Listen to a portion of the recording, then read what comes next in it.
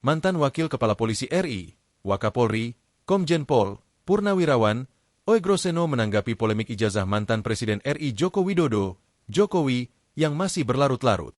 Proses hukum terkait perkara ijazah Jokowi kini sudah sampai tahap gelar perkara khusus yang diadakan penyidik Polda Metro Jaya pada Senin, 15 Desember 2025, lalu.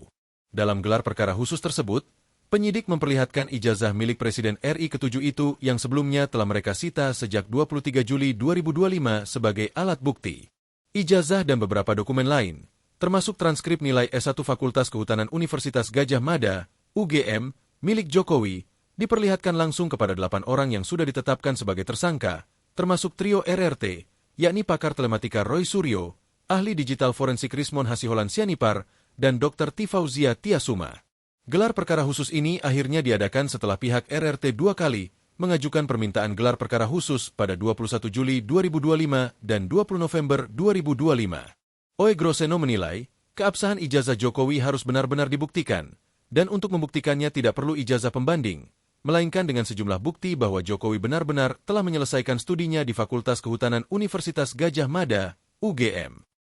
Pria kelahiran Pati, Jawa Tengah 17 Februari 1956 itu menilai, langkah polisi yang memperlihatkan ijazah Jokowi selama beberapa menit saat gelar perkara khusus lalu tidak serta-merta bisa membuktikan keasliannya.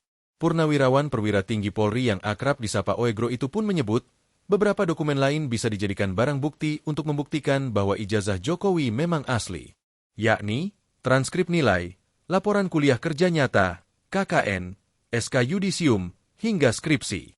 Hal ini disampaikan Oegrosseno saat menjadi tamu dalam podcast yang diunggah di kanal YouTube Abraham Samad Speak Up pada Sabtu, 20 Desember 2025. Kemudian, Oegrosseno menyatakan, ijazah tidak bisa dinyatakan identik atau tidak identik. Menurutnya, yang bisa dinyatakan identik atau tidak adalah tanda tangan pada ijazah. Lalu, Oegro juga menyebut, pembuktian keaslian ijazah Jokowi harus dicari lewat autentikasi penerbitannya, apakah benar-benar dikeluarkan oleh UGM.